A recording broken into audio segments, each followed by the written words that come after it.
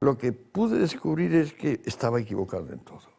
O sea que lo que yo pensaba de Grecia, lo que yo pensaba de Roma, y de todo lo demás, en cuanto me ponía a intentar hacer coordenadas económicos, sociológicas, estético, jurídicas, pues te estaba desbarrando. O sea, por ejemplo, no me di cuenta de que el mundo antiguo se hundió porque creyó que la esclavitud era buen negocio.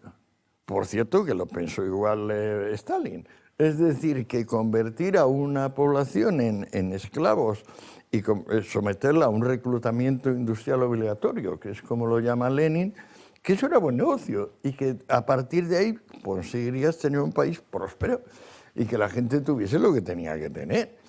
He querido entender que en el libro señalas que habría, digamos, casi desde el origen de la civilización, algo, digamos, que operaría en el subsuelo de las sociedades, que sería un rechazo irracional al comercio y a la propiedad, y que cobraría una forma política definitiva y totalitaria en el marxismo y en el comunismo.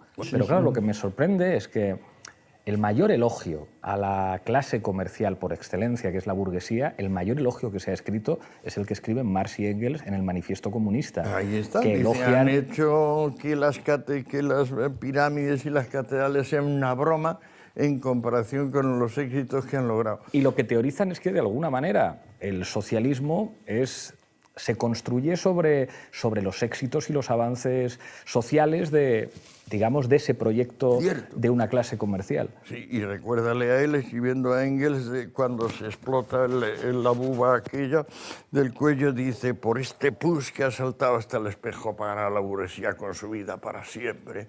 O sea, qué relación extraña tiene la vida personal de este señor con sus ideas. O sea, ¿a dónde van sus ideas? ¿Qué es esto de la plusvalía?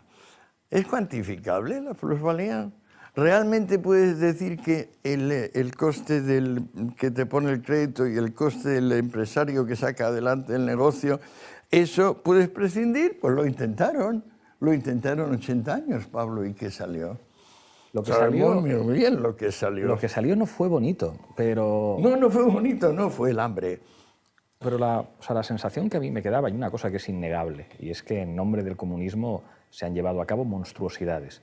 Las mayores de toda la historia. Eso yo creo que se podría discutir, pero creo que no es un problema... Yo me temo que después de los 3 volúmenes no sé si es un problema, digamos, de mayores o menores monstruosidades. Si las monstruosidades son injustificables, se hagan en nombre de lo que se hagan, pero también en nombre de Cristo se han hecho verdaderas monstruosidades, también en nombre... El desarrollo del capitalismo es indisociable de la colonización, y la colonización no es cierto tampoco a mi juicio, perdona que te diga. O sea, los americanos, que es el país al que se considera imperialista, tuvieron la más horrible y espantosa y demoledora de las guerras con la gran potencia de su tiempo, que era Inglaterra. Han odiado tanto a la potencia colonial de los americanos que lo que los americanos quieren es tener puestos comerciales por el mundo, pero no colonias. En cambio, Rusia, que siempre ha tenido colonias y que ha vivido de eso y de la expansión para controlar el odio interno, decir, pero ahora he conquistado Bielorrusia y ahora he conquistado Japón y ahora he conquistado...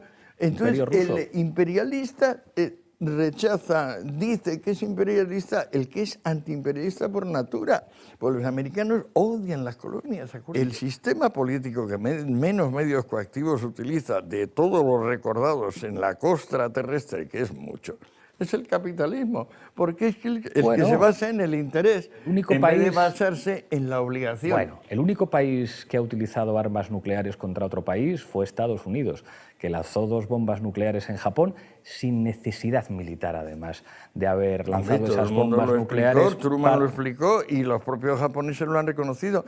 Los japoneses son el país del mundo, después de Taiwán, que más admiración tiene por los americanos, como sabes. Sí, les escribieron la Constitución. Les aman, consideran que el modelo americano es bueno. Tanto Hirohito como MacArthur como Truman, que son los 3 grandes actores de aquel momento, dicen, es verdad, dice Hirohito, si llegamos a resistir, no hubieran muerto los 200.000 que murieron por las bombas nucleares, hubieran muerto 2 millones, incluyendo 200.000 americanos, porque no se rendían. Nosotros habíamos dado órdenes, Hirohito, de defenderse con arma blanca cuando se acabasen los explosivos y las armas de fuego. Entonces, ¿qué esperas? ¿Seguir 2 años más de penetrar con las tropas? Dos No. bombas nucleares. Las bombas nucleares, Pablo, es evidente que son los que han mantenido la paz 70 años, hasta ahora 80. Sin bombas nucleares la paz no se habría mantenido, porque no hemos tenido nunca un periodo en la historia universal Es posible. de estos... Pero no es posible, es la puta verdad. Puede ser, Sí. pero lo cierto es que los únicos que han utilizado armas nucleares contra otro país Bien, son los bien. Estados Unidos. Claro. Y eso es una monstruosidad, objetivamente. Bien, y vale, pues estupendo, es una monstruosidad objetivamente, y eso es un hecho concluido. ¿Y agua derramada? ¿Qué hacemos con el agua derramada? Puede ser, pero a la hora de No, ¿cómo diagnosticar... que puede ser? Puede ser, pero a la hora de diagnosticar, digamos, a qué han estado asociadas las monstruosidades en la historia, creo que es difícil encontrar sistemas políticos en cuyo nombre no se hayan hecho verdaderas monstruosidades. No, pero nada comparable a lo que ha sucedido con los grandes saltos adelante, como tú mismo sabes.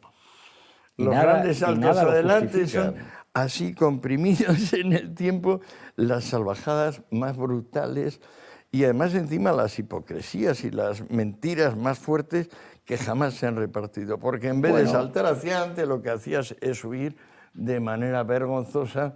Correcto, pero cuando hablabas en tu libro del nacionalsocialismo, una de las características del nazismo en Alemania, que está asociado además al asesinato y el exterminio de 7 millones de judíos y de unos cuantos millones de opositores políticos y de gitanos y de testigos de Jehová, es Una canallada. Una canallada. Es una magnífica relación del Tercer Reich con buena parte de las empresas más importantes de Alemania. Y de hecho, el proyecto político de Hitler era saludado por los británicos durante mucho tiempo como la mejor vacuna frente al comunismo en Europa.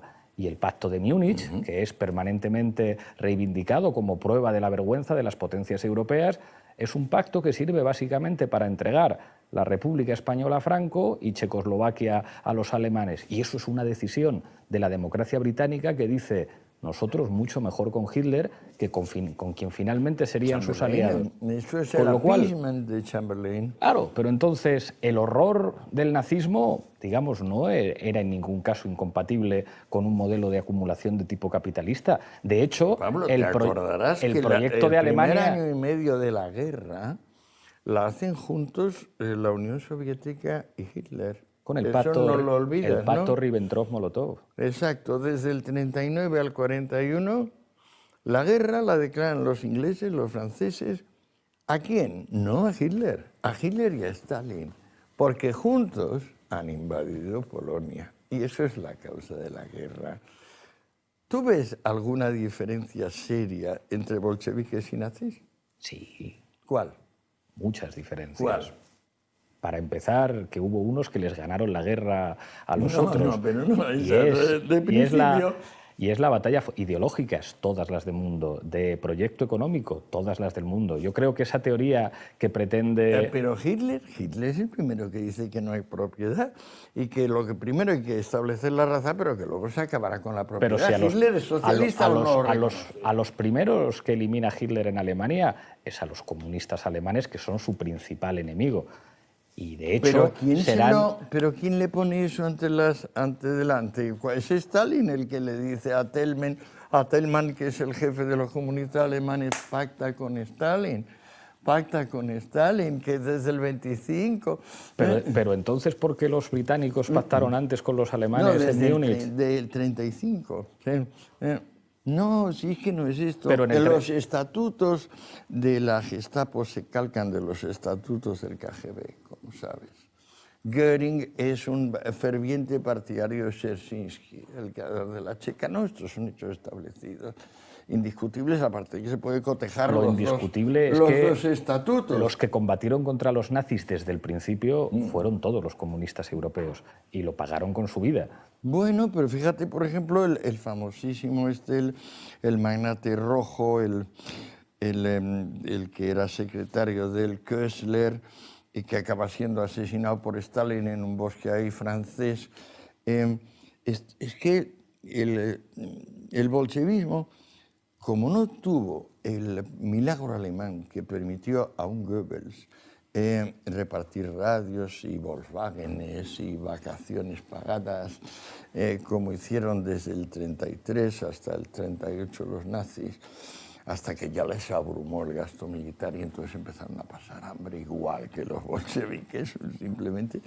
Pues entonces, claro, la diferencia entre la propaganda roja y la propaganda nazi era que, bueno, unos tenían como más cosas que ofrecer y los otros, sin embargo, tenían todo el espíritu, toda la moral, todo el sentido de la humanidad a su favor. Y era decir, nosotros somos humanistas, vosotros sois unos salvajes racistas.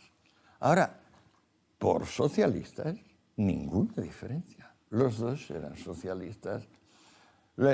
Hitler estaba contra la propiedad privada tan claramente como... Pero sí protegió a todas las grandes empresas. Claro, para poder sacar adelante su guerra, su victoria y su no sé cuánto, pero el Mein Kampf lo dice clarísimo. Dice, primero hacemos lo de la raza y el triunfo y luego hacemos lo de la propiedad. Leas el Mein Kampf. Pero los grandes propietarios alemanes siempre apoyaron a los nazis. No, los grandes propietarios se fueron la mayoría, acuérdate. O sea, acuérdate de Bosch, acuérdate de Zeiss, acuérdate de los principales, Krupp. No, no es cierto. Todo eso yo estaba equivocado. Hasta que me puse a investigarlo, estaba equivocado. Me había cogido el tópico dominante tópico y me había dejado llevar. No, luego lo miré en detalle. Todos se enfadaron mucho. Acuérdate de la resistencia alemana. Yo le dedico un capítulo a la resistencia alemana, o sea, a los anti-hitlerianos, anti-nazis. Eso es gente de alto nivel, o sea, máximo nivel. Una parte, y los pianistas... y teólogos. Pero a los pianistas me refiero a los espías de Trepper, la Orquesta Roja. Estoy muy a gusto discutiendo contigo, pero tenemos Además veo que es increíble cómo te callas cuando yo voy a decir algo. Yo procuro callarme cuando tú vas a decir algo. Esto es educación. Esto es cordura. No vamos a ninguna parte si no se adopta esta actitud. Por desgracia, en la televisión convencional el manual dice lo contrario, que tienes que no dejar hablar al otro y tienes que dejar el argumento por encima. Por la reconciliación. Guerrilla de la concordia.